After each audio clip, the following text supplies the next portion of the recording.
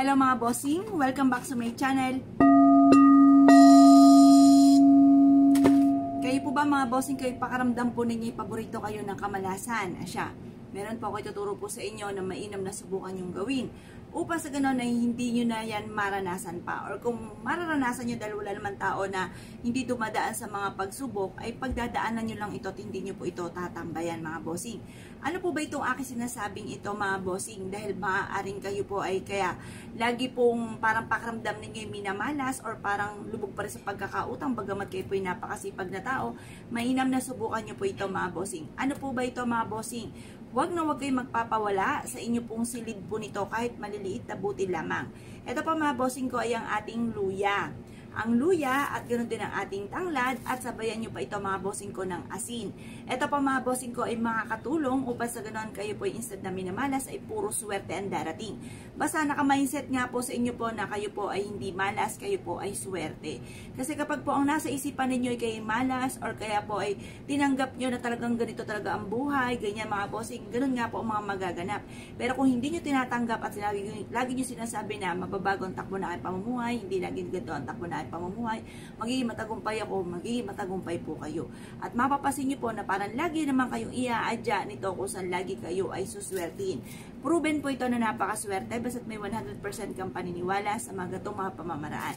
Ngayon po mga bossing, kailangan positive ka lamang kapag ginagawa nyo po ito. Ang gagawin nyo lamang, kunin ng 3 sangkap na ito, asin, luya at ito nga po ating tanglad. Harap kayo sa may silangan ng mga bandang umaga mga bossing 6:30 alas 7 at ibibilad natin to hanggang alas 8 ng umaga kasi makapangyarihan ng liwanag ng sinag ng araw mga bossing.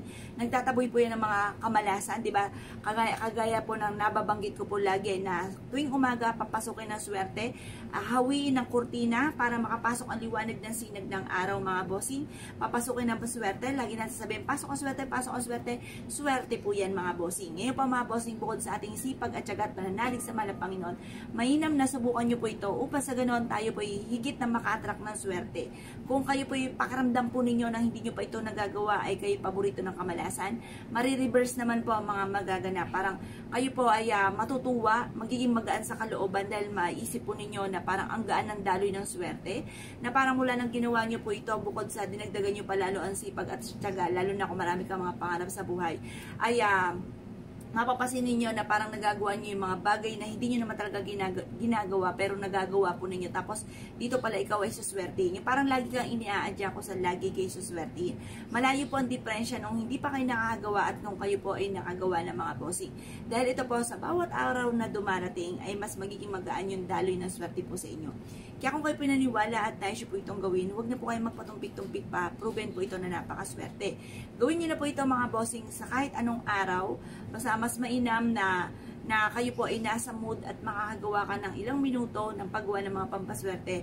Makakapaglaan ka ng ilang oras, ilang minuto upang sa ganon ay mas mabilis yung ma-achieve ang mga pangarap po ninyo. Kasi pag once kayo po mga bossing ko yung nagmamadali, hindi natutupad. Kumbaga, nawawala sa focus yung pag-wish po ninyo. Kaya kailangan maglalaan ka ng mga ilang minuto upang sa ganon kayo po ay makapag-focus sa inyong mga pag-wish mga bossing. Kaya kung kayo piniwala at nais po itong gawin, asya mga bossing, good luck po sa inyo po lahat.